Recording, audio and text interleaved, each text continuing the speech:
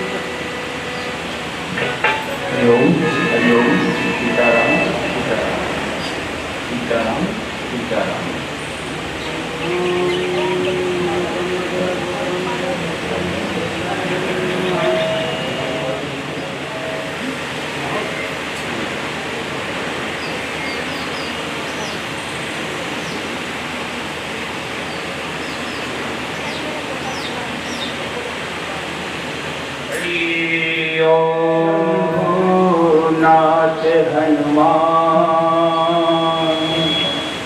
प्रेम सहित आसन धरवान।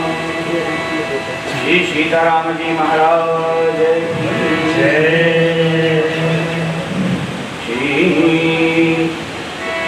सीतानाथ समारंभा श्री रामानंद मध्यमान अस्मदाचार्य पर्यन्ताम वंदे श्री गुरु परंपरा। श्री सद्गुरुदेव भगवान की जय हो। लोकाभिराम रणरंगधीरम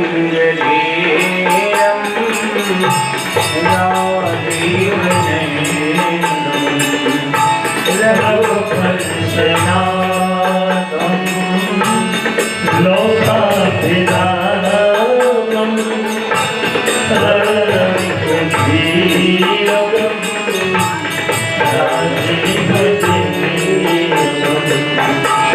रघुवंशनाथं कारुण्यरूपं करुणाकरं श्रीरामचन्द्रं शरणं प्रपद्ये। कारुण्यरूपं करुणाकरं श्रीरामचन्द्रं शरणं प्रपद्ये।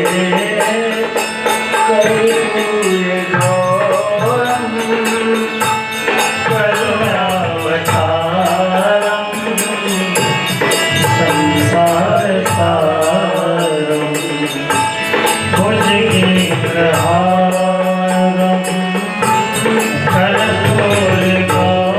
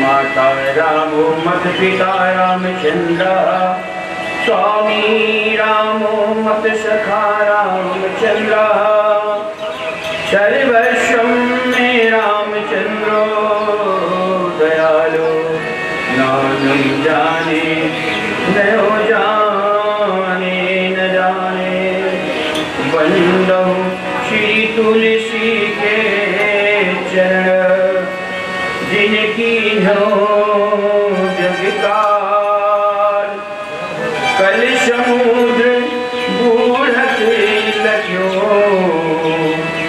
प्रगट भूता जहाँ,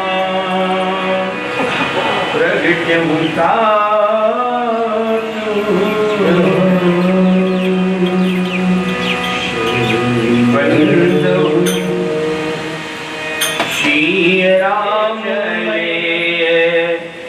बहुरी रघुराया, रित मुख पर्वत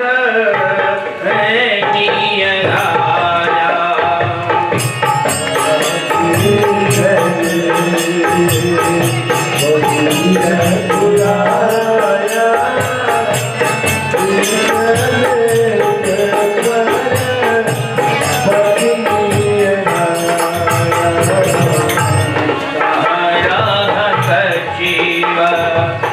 सहित सुग्रीवा, आवत देखे अतुल बल जीवा,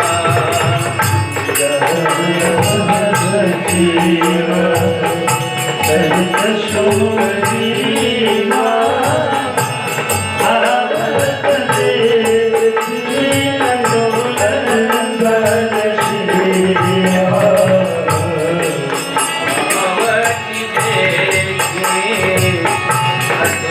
बल जीवा,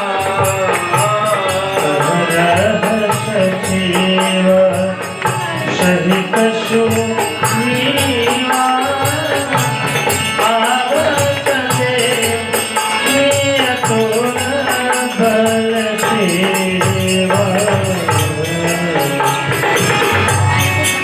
आज कथा में पहली बार प्रभु और हनुमान जी का मिलन होगा। कथा में पहली बार हनुमान जी प्रस्थान करेंगे। एक बार प्रेम से बोलेंगे हनुमान जी महाराज की जय हो। आज मंगलवार का भी दिन है, हनुमान जी का दिन है और आज हम गंधाकांड और सुंदरकांड की कथा गाएंगे।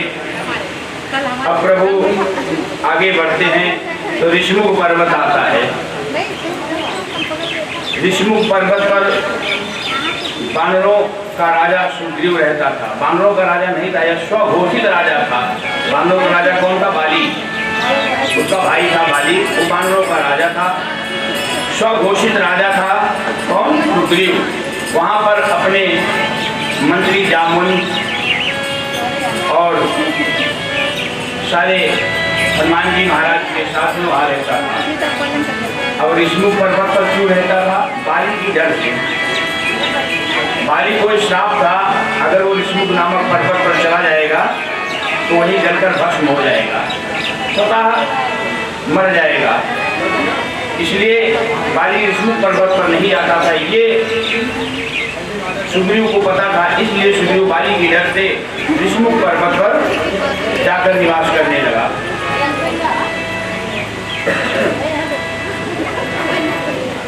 सुग्रीव पर्वत से देखता है, पहाड़ से देखता है, क्योंकि ऊंचाई से थोड़ा नीचे तक ज्यादा दिखता है। सुग्रीव देखता है कि दो योद्धा आ रहे हैं, दो योद्धा आ रहे हैं। उसके मन में आया कहीं बाली जी ने तो नहीं भेजा है, मेरे बड़े भैया बाली जी ने मुझे मारने के लिए तो नहीं भेजा है। ऐसा मन में विचार करके सुग्रीव हनुमान जी महाराज को बुलाते हैं। हनुमान जी महाराज से कहते हैं कि हनुमान, वो देखो दो योद्धा आ रहे हैं, हमें ऐसा लगता है कहीं बाली जी ने तो नहीं भेजा है, आप तुरंत जाओ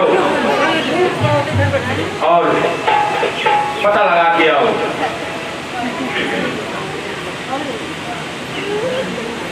पठे बाल हो ये मन मैला, भागो तुरंत तलो यह सैला।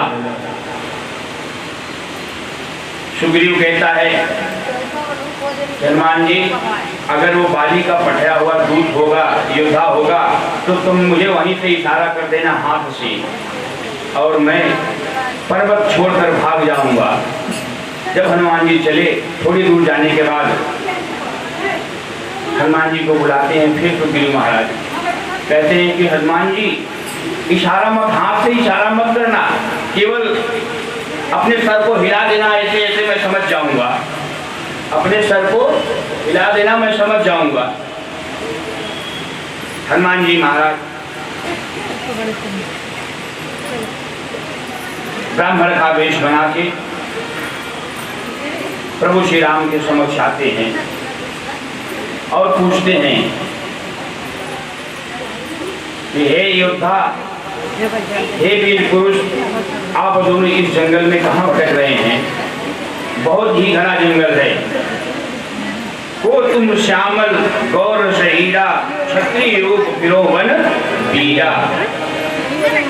सांवले शरीर वाले आप कौन हैं? क्षत्रिय रूप में, क्षत्रिय भेष में इस वन में आप क्यों भटक रहे हैं? वन में विचरण करने का कारण क्या है? कहते हैं बेटा याद कि तुम दीन देव महको, नर नारायण की तुम दो। हमें तो ऐसा लगता है ब्रह्मा विष्णु महेश में से आप एक हैं, ब्रह्मा विष्णु महेश में से आप एक हैं, या कोई देवता हैं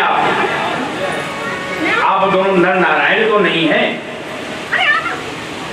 तो प्रभु कहते हैं भैया, मैं नर नारायण नहीं हूँ, मैं चक्रवर्ती राजा महाराज दशरथ का पुत्र राम हूँ, और ये लक्ष्मण हैं। प्रभु ने तो हनुमान जी को पहले ही पहचान लिया था। अब प्रभु ने कहा कि जब मेरा बेटा ही मुझसे छिपा रहा है, जब मेरा बेटा ही मुझसे छिपा रहा है, तो मैं क्यों अपना परिचय दूँ? उन्होंने भी अपना परिचय दे दिया कि मैं दशरथ का बेटा राम हूँ, ये मेरा छोटा भाई लक्ष्मण है, मेरी एक धर्म पत्नी थी जिसका इस जंगल में हरण हो गया, किसी ने अपहरण कर लिया है, मैं उसी को ढूंढ रहा हूँ, इसलिए मैं जंगल में विचरण कर रहा हूँ। अब आप अपनी कथा बताइए।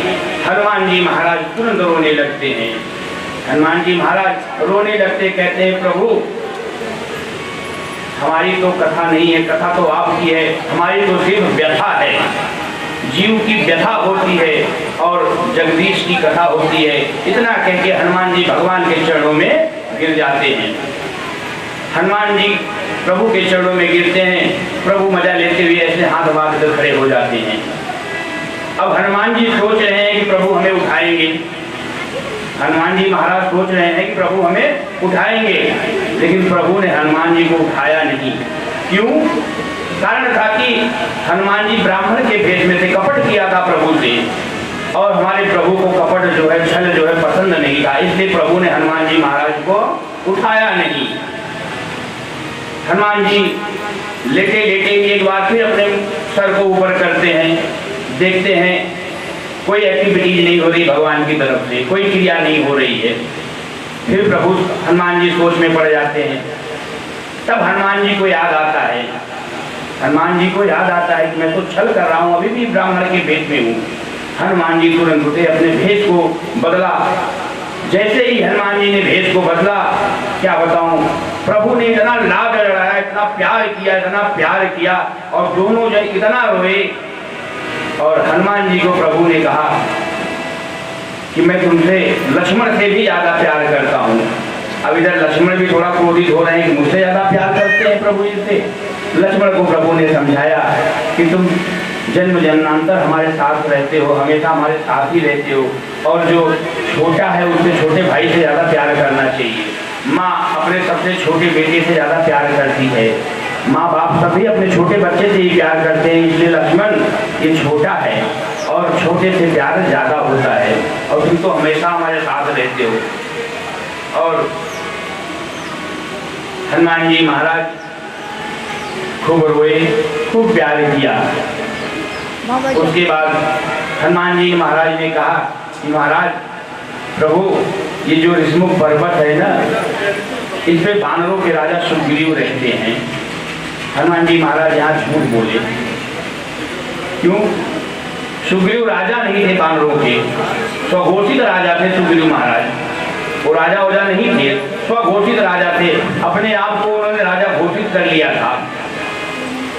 और एक चीज और कहा, महाराज इस पर्वत पर वानरों के राजा सुग्रीव रहते हैं और आपके दास हैं, आपके दास हैं और आपसे मित्रता करना चाहते हैं।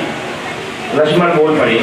लक्ष्मण ने कहा कि भैया हनुमान, एक चीज मुझे ये बताओ, पहली बात तो जब दास है तो मित्रता हो ही नहीं सकती, और मित्र है तो दास नहीं हो सकता।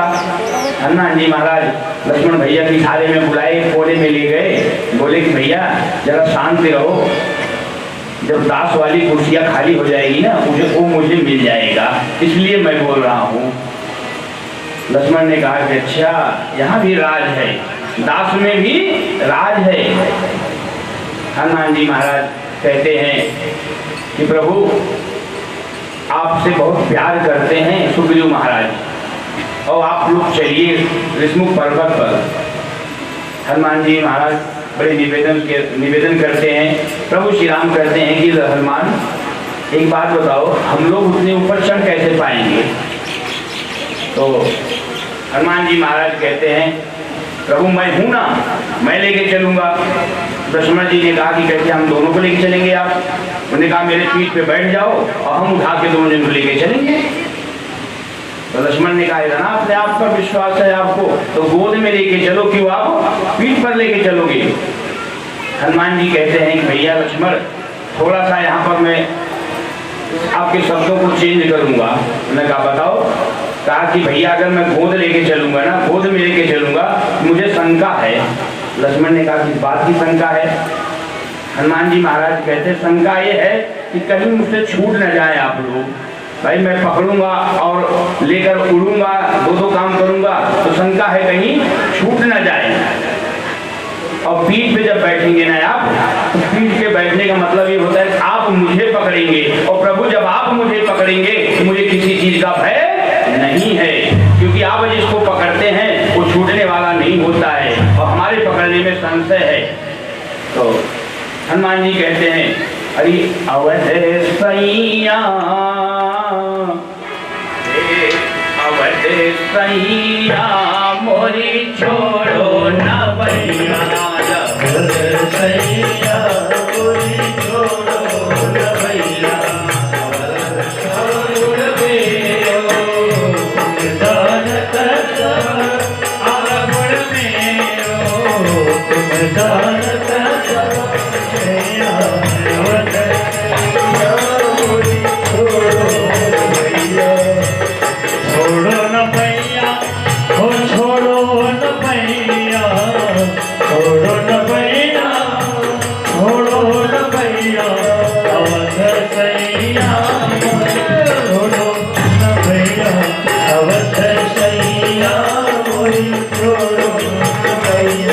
अवध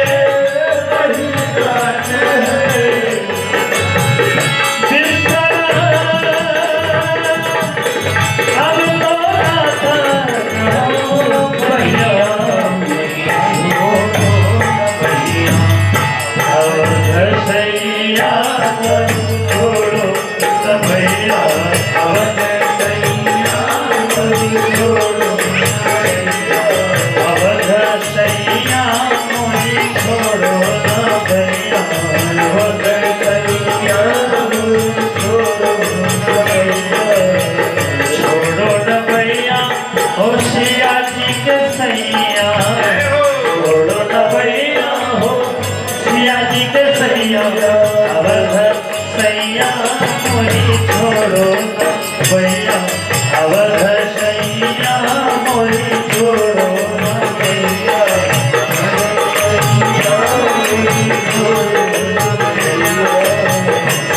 हरे बिच भानु मोर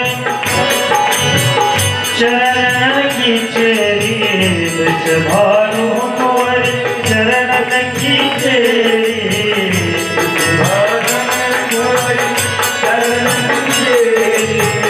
ना हम की साधु के सेवा ना हम की साधु सेवा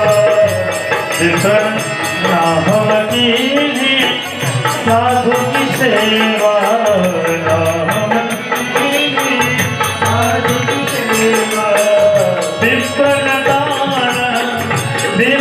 दान दियो नैया अवध सैया मोरी छोड़ो ना भैया अवध सैया मोरी छोड़ो ना भैया अवध सैया मोरी छोड़ो ना भैया छोड़ो ना भैया हो सिया जी के सैया छोड़ो ना भैया हो सिया जी के सैया अवध सैया मोरी छोड़ो ना भैया अवध सैया मोरी छोड़ो ना भैया अवध सैया मोरी छोड़ो ना भैया अवध सैया मोरी छोड़ो ना भैया सिया जी के सैया मोरी छोड़ो ना भैया छोड़ो ना भैया।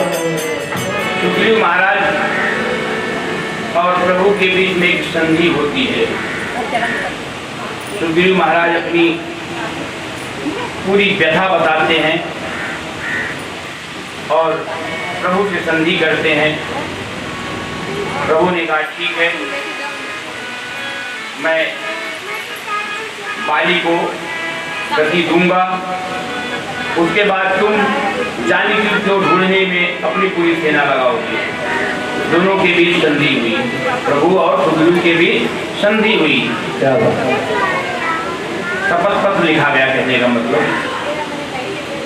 अब प्रभु बाली को कहते हैं, सुग्रीव को कहते हैं, आप बाली को लड़काइए, युद्ध कीजिए, मैं मारूंगा। सुग्रीव जाकर बाली के दरवाजे पर ललकारता है। सुग्रीव और बाली में घमासान युद्ध होता है। बाली सुग्रीव को इतना पीटता है, इतना मारता है, मैं क्या बताऊं। सुग्रीव वहां से भाग खड़ा होता है, आके प्रभु से कहता है कि आप कैसे भगवान हैं, आपने मुझे बताया, आपने तो मारा ही नहीं। प्रभु ने कहा कि भैया मैं तुम्हें पहचान ही नहीं पाया, कैसे मारूं, दोनों भाई तो एक ही शकल के हो, मैं तो पहचान ही नहीं पाया। प्रभु ने सुग्रीव को अपना माला दिया। सुग्रीव माला पहन के जाता है, युद्ध करता है और प्रभु बाली की गति कर देते हैं, मार देते हैं। प्रभु के पता था कि बाली जो है रावण को अकेले मार के सीता को लेके आ सकता है।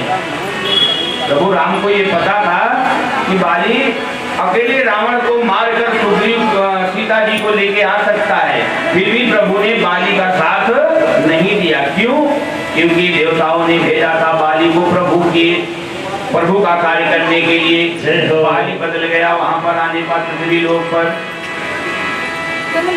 प्रभु ने बाली एक बार रावण से युद्ध किया और रावण को इतना मारा, मारने के बाद आ गया, लेकिन जब रात्रि में सोया, अपने घर पर विश्राम कर रहा था, उसके दिमाग में आया रावण का तीनों लोक में नाम है, मैं किसी से बताऊंगा कि मैंने बाली को मारा है तो कोई मानेगा ही नहीं।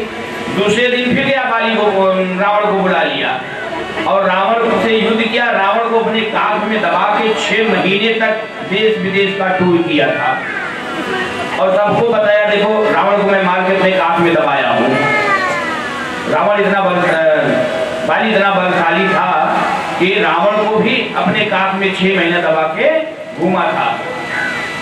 इधर प्रभु बाण मारते हैं, बाली की गति होती है। बाली मरते समय पूछता है, अरे मैं बैरी सुग्रीव पिया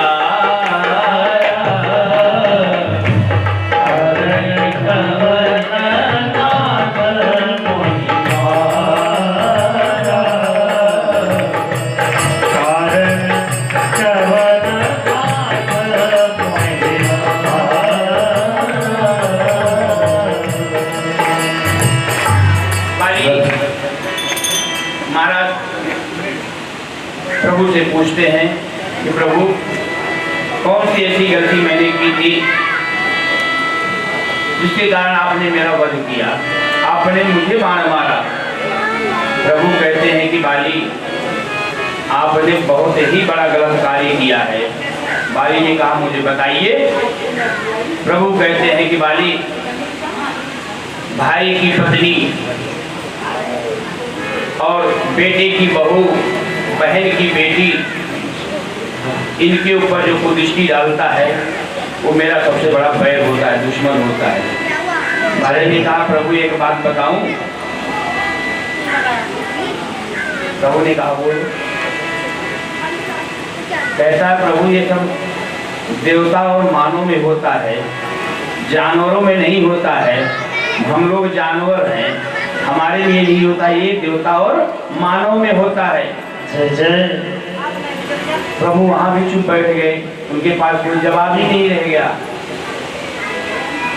और बार बार प्रभु कहते थे तुम पापी हो, तुम पापी हो, इसलिए मैंने मारा। तो बाली ने कहा कि महाराज एक बात बताऊं, पूछूं? भगवान ने कहा पूछो। बोला आप ही कहते हो कि कितना भी बड़ा पापी हो अगर मेरे शरण में आ गया तो मैं उसका बेड़ा पार कर देता हूँ, और मैं कब से आपकी शरण में चरण में पड़ा हूँ और आप फिर भी मुझे पापी कह रहे हैं। प्रभु ने बाली को कहा अब मैं तुझे बैकुंठ लोक भेजता हूँ। बाली ने कहा प्रभु एक कार्य अभी मेरा रह गया है। प्रभु बोले कहिए। अपने पुत्र अंगद को बाली पकड़ता है और प्रभु के हाथ में अंगद का हाथ पकड़ा देता है। कहता है प्रभु इसको अपने शरण में ले लीजिए। आप लोग जानते हैं कि धन दौलत प्रॉपर्टी सबका उत्तराधिकारी होता है, लेकिन कंठी का उत्तराधिकारी कोई पिता अपने पुत्र को नहीं बनाता है। लेकिन बाली एक ऐसा था, अपने पुत्र को अपने कंठी का उत्तराधिकारी बनाया। अंगद को भगवान प्रभु श्री राम के चरणों में सौंपता है और बाली, भगवान ने बाली को मोक्ष प्राप्त करवाते हैं, मोक्ष देते हैं। बाली अपने धाम को जाता है प्रभु के चरणों में। इधर सुग्रीव, हनुमान, जामवन सबके साथ में भैया लक्ष्मण को प्रभु भेजकर राजलीला करवाते हैं, राज दिलवाते हैं। प्रभु और लक्ष्मण वापस आ जाते हैं। प्रभु और लक्ष्मण दोनों बैठकर परवर्षण पर्वत पर बैठकर प्रकृति का बड़ा सुंदर वर्णन प्रभु करते हैं, लक्ष्मण को सुनाते हैं। चतुर्मास प्रभु ने बिताया और सुग्रीव को ध्यान ही नहीं रहा। सुग्रीव यही भूल कर गया, गलती कर गया। उसको ध्यान नहीं रहा कि मैं कुछ काम छोड़ कर आया हूँ, मुझे उसे भी पूरा करना है। अच्छे को जो सत्ता मिल जाती है तो भूल जाते हैं। एक दिन मैं यहीं बैठा था, अपने आश्रम पर ही एक महिला आई, कहती है महाराज जी एक चीज बताओ, पूजा करने में मेरा मन नहीं लगता है। हमने कहा नहीं लगता होगा। बोला क्यों नहीं लगता है? हमने कहा एक चीज बताऊं, सुग्रीव के साथ बाली इतना सुग्रीव जी के साथ में प्रभु इतना दिन तक थे, और जब सुग्रीव सत्ता मिल गया, सुग्रीव को प्रभु को भूल गया, तो हम आप किस खेत की मूली हैं, हमें तो प्रभु मिले भी नहीं है। जब सुग्रीव भूल सकता है, जो इतना दिन साथ रहकर भूल गया प्रभु को, तो हम तो आप भूल भी जाएंगे। आपको भी मोह हो गया होगा किसी से, इसीलिए आप भूल रही हैं। उनको बताया तो सत्ता तो अच्छे अच्छे को बुला देता। हमारे नेता लोग होते हैं, जब तक चुनाव आएगा तब कहेंगे कि जिएंगे मरेंगे आपके साथ, ये कर देंगे वो कर देंगे, बिजली लगाएंगे लाइट लगाएंगे, लेकिन जब जीत जाएंगे, जब जाओगे ना, तो पहचानेंगे ही नहीं। पहले पहचानते थे, खूब अच्छे ढंग से नाम लेकर बुलाते थे, और जब जीत जाएंगे, जब उनके यहाँ किसी कार्य के लिए जाओगे तो हाल चाल भी नहीं पूछेंगे, पहचानेंगे भी नहीं, और नीचे मुड़ी करके बोलेंगे आप बताओ अपना काम बताओ। तो ऐसे भी लोग हैं, सत्ता सबको लुभा देती है। प्रभु प्रवचन पर्वत पर बैठकर लक्ष्मण जी से प्रकृति का वर्णन करते हैं। वर्षा ऋतु थी, बारिश का पानी, बरसात का पानी भर गया था एक गड्ढे में, उसमें सुंदर सुंदर मछलियां विचरण कर रही थी। प्रभु कहते हैं कि लक्ष्मण देखो, इस गड्ढे में पानी भरा है, पानी के अंदर मछली है, मछलियां कितनी खुश हैं, मछलियां कितनी खुश हैं। भगवान कहते हैं लक्ष्मण, ये अगाध जल प्राप्त होकर मछलियां खुश हो रही हैं। जिस तरीके से ये मछलियां अगाध जल पाके खुश हो रही हैं, उसी तरीके से जो भी प्राणी मेरी शरण में आ जाता है, जो भी प्राणी मेरी शरण में आ जाता है, वो हमेशा खुश ही रहता है। अवगुण भरा शरीर हो प्रभु जी, अरे अवगुण भरा शरीर हो प्रभु जी, कहो ना कैसे तारोगे हे प्रभु जी, अवगुण भरा शरीर मेरो कैसे तारोगे हे प्रभु जी, अवगुण भरा शरीर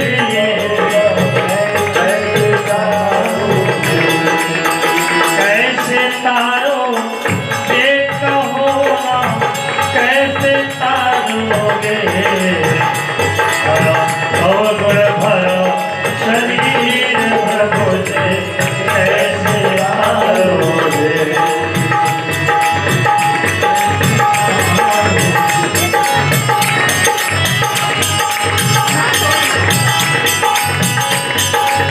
मैली चादर झीरम झीरम झीर तो होना कैसे,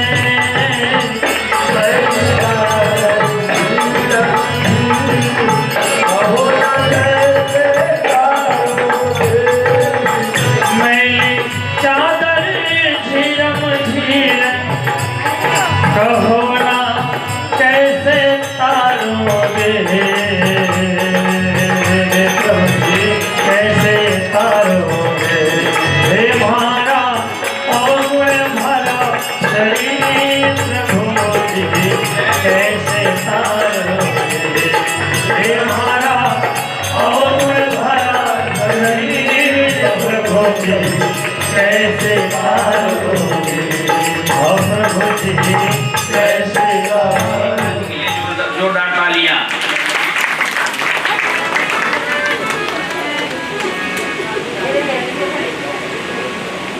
प्रभु कहते हैं लक्ष्मण,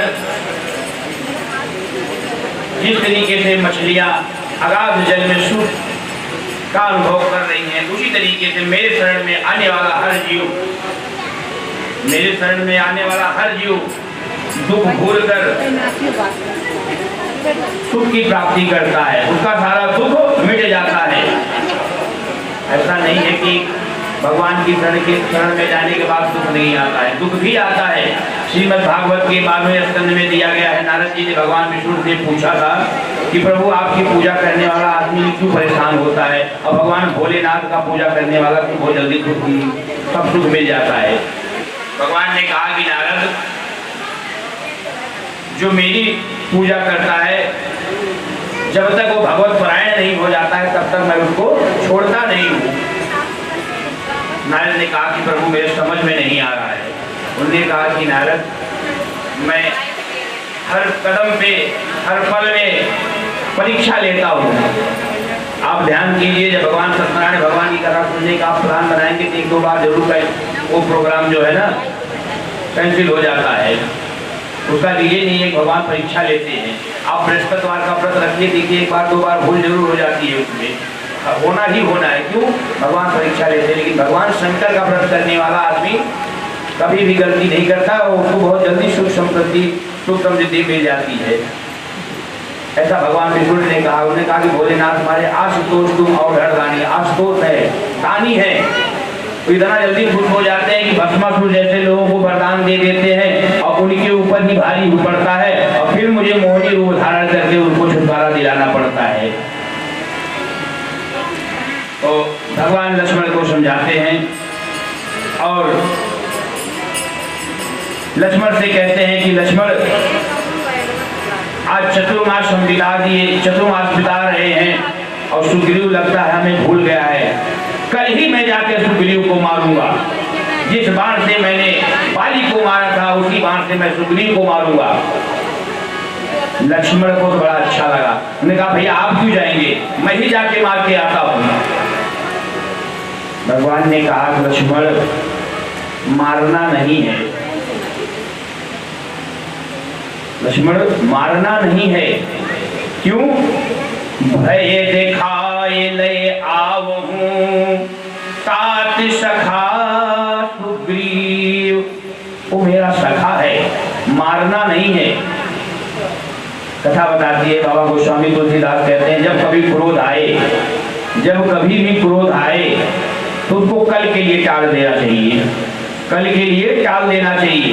हो सकता है तब तक गुस्सा शांत हो जाए और काम बन जाए, और तुरंत करोगे क्रोध में तो मामला गड़बड़ हो जाएगा। इसीलिए प्रभु ने कहा लक्ष्मण, कल जाकर मैं बाली को सुग्रीव को मारूंगा उसी बाण से जिस बाण से मैंने बाली को मारा था। लक्ष्मण को भेजते हैं प्रभु। लक्ष्मण सुग्रीव के पास पहुंचते हैं। इधर हनुमान जी पहले भी सुग्रीव जी को याद दिलाते रहते हैं और चतुर्मास प्रभु बिताकर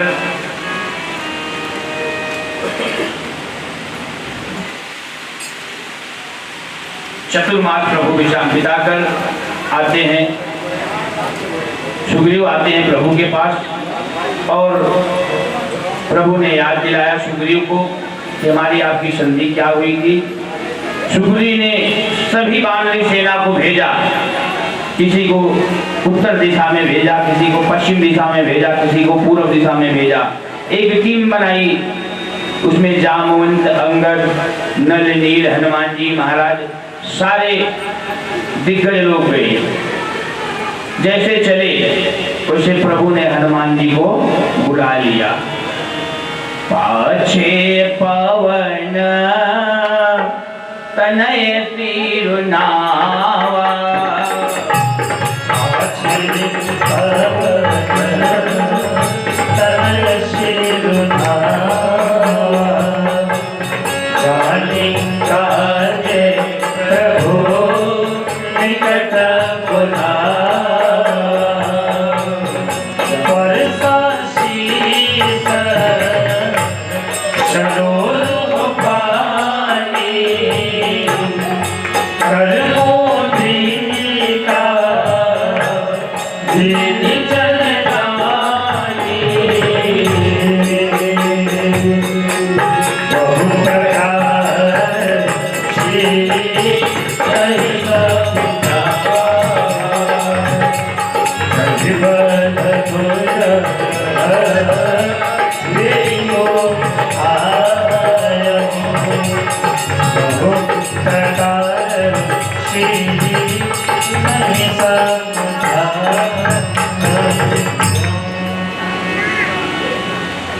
सब लोग निकल गए।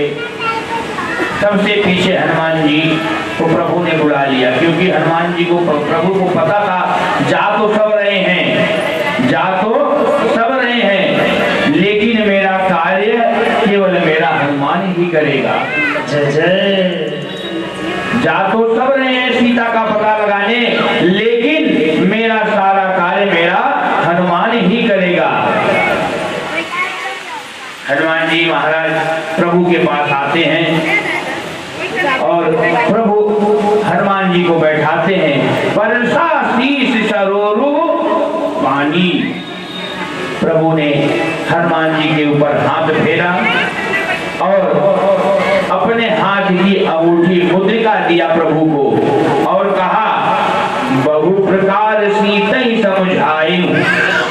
हनुमान जी जबकि प्रभु को पता था, इसीलिए तो उन्होंने कहा कि सभी प्रकार से सीता जी को आप समझाना और कहीं बल बिना बेग तुम आना, समझा के वापस भी आना है आपको।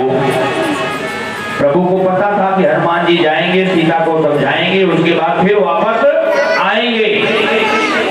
हनुमान जी नल नील अंगद जामवंत आदि लोगों के साथ में चले। रास्ते में उन्होंने एक गुफा देखा, गुफा, और सारे बंदर प्यासे थे, एकदम पानी के लिए तड़प रहे थे। तो गुफा देखे हनुमान जी सभी को लेकर गुफा में पहुंच जाते हैं और वो गुफा पहाड़ों के बीच में था।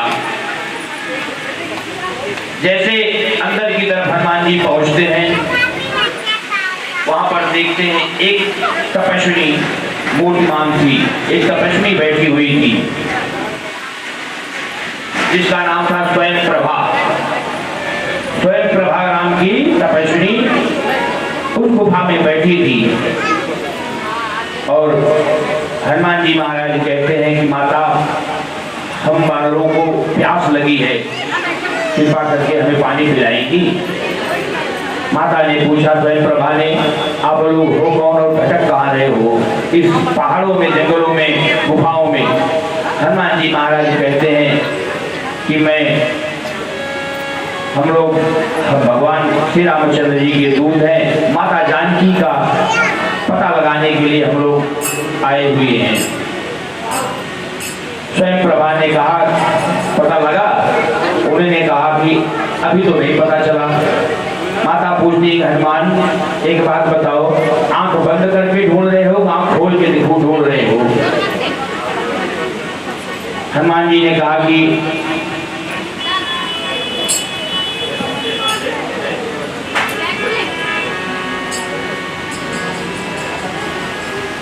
हनुमान जी महाराज ने कहा कि मैया हम तो आंख खोल के ढूंढ रहे हैं, आंख बंद करके भी ढूंढा जाता है क्या? मैया ने कहा आंख बंद करो सभी लोग। जितने थे सभी लोगों ने आंख बंद किया और अपनी योग माया से स्वयं प्रभा समुद्र के किनारे, समुद्र के तट पर सभी वानरों को पहुंचाई और स्वयं भगवान श्री रामचंद्र जी के पास आई और कहती हैं कि प्रभु मेरे साथ आप विवाह कीजिए। प्रभु कहते हैं कि मैं त्रेता युग में संकल्प लिया हूँ कि एक ही विवाह करूंगा। स्वयं प्रभा, मैं तुमसे तुम्हारे साथ विवाह नहीं कर सकता हूँ। एक काम करो, तुम बद्रिका आश्रम में जाओ, वहां जप करो और जब कलिक अवतार मेरा होगा तब मैं तुम्हारे साथ विवाह करूंगा। वही स्वयं प्रभा आज वैष्णो देवी माता बन के बैठी हुई है और कलयुग में कलिक अवतार का माता इंतजार कर रही है। एक बार बोले वैष्णो देवी मैया की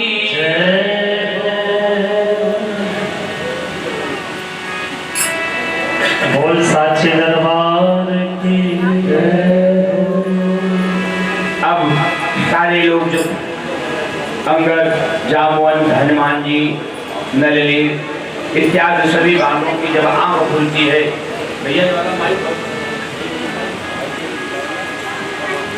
जब आंख खुलती है तो देखते हैं समुद्र ही समुद्र, पानी ही पानी दिखाई दे रहा था। अंगद रोने लगे, अंगद रोने लगे। अंगद ने कहा कि अगर आगे जाऊंगा तो पानी में डूब के मरूंगा, वापस जाऊंगा तो महाराज सुग्रीव मार डालेंगे, बड़ी विपत्ति है हमारे साथ। अंगद महाराज रो रहे थे। जामवंत अंगद दुख देखी, जामवंत ने अंगद का दुख देखा, उसे देखा नहीं गया। अंगद को बहुत सारी कथाएं सुनाई, उपदेश दिया। उसके बाद निजी इच्छा प्रभु अवतरी, सुरमही गोद जिलाग, सगुन उपासक संग तहाँ, रहि मोक्ष सबु त्याग।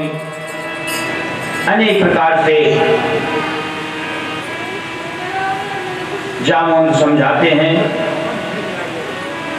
इतने में एक गिद्ध था संपाति,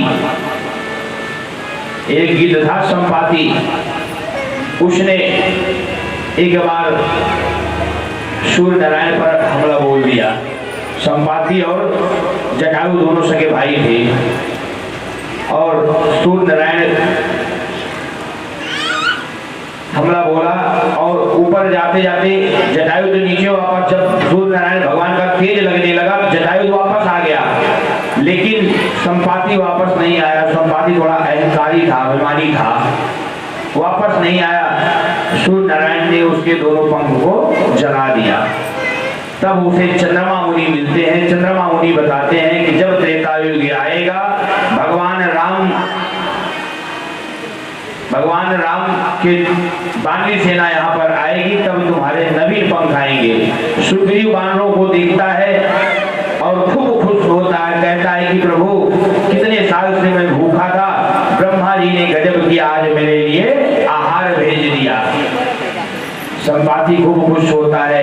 अंगद देखता है, सुनता है। अंगद कहता है गजब की आफत हम लोगों के सर पे आ गई। अभी तक तो सुग्रीव का भय था और अब संपाति का भी भय हो गया। एक गिद्ध था जटायु, जिसने प्रभु रामचंद्र जी के कार्य करने के लिए अपने आप को बलिदान कर दिया। और ये गिद्ध ये है जो हम ही लोगों को खाने के लिए तैयार है। इससे बढ़िया हम लोग समुद्र में ही डूबकर मर जाएं तो बढ़िया है। संपाति महाराज इतना सुनते ही विह्वल हो गए, रोने लगे। मेरे भाई जटायु को क्या हुआ, क्या हुआ? पूछते हैं। जटायु जामवंत बताते हैं संपाति राम कार्य करते करते जटायु वीर गति को प्राप्त हुआ और फिर प्रभु श्री रामचंद्र जी ने उसकी गति कर दी। जटायु की सुनते ही खूब रोया और फिर सारे बानरों के साथ, इतने में उसके नवीन पंख भी आ गए। जैसे बंदरों को देखा फिर नवीन पंख भी आए। सारे बंदरों के साथ में जाकर मोहि ले जाओ सिंधु तट देय वचन सहाय करब मैं, वही हो संपाति पूरी कथा सुनाता है। इसी कारण से हमारा पंख जल गया था, चंद्रमा मुनि ने मुझे बताया था और उन्होंने बताया था जब भगवान राम के दूत आएंगे तब आपका कल्याण होगा, आपके नवीन पंख आएंगे। मैं देखो तुम नाही गीधई दिष्ट अपार, बूढ़ भयो नति कर द्यो कछुक सहाय तुम्हार। जामवंत जी कहते हैं कि अब आपका कार्य हो गया ना, अब आप मेरा कार्य कर दीजिए। उन्हें कहा बताइए। कहा कि माता हमने सुना है कि इनकी दृष्टि बहुत दूर तक जाती है, तो आप मुझे देखकर बताइए माता जानकी कहाँ पर है। इतने में संपाति एक पर्वत पर चढ़कर देखता है, त्रिकुट नाम के पर्वत पर चढ़कर देखता है, तो चारों तरफ जब अपने दृष्टि को फैलाता है, दौड़ाता है, देखता है, कहता मिल गई मिल गई मिल गई, हो रही हो रही हो रही, बड़ी तेज से चिल्लाया, खुशी से नाचने लगा, खूब नाचा। जामवंत जी ने कहा कि कहाँ है, तो उन्होंने बताया लंका है, लंका में अशोक वाटिका के किनारे माता जानकी बैठी हुई है। बोले श्री जानकी मैया की। तब उन्होंने कहा लेकिन अभी से ज्यादा मैं कोई सहायता आप लोगों की नहीं कर सकता हूँ, क्योंकि मैं बुढ़ा हो गया हूँ। जामवंत ने कहा कुछ तो उपाय होगा, थोड़ा और कोई हम लोगों की मदद कीजिए।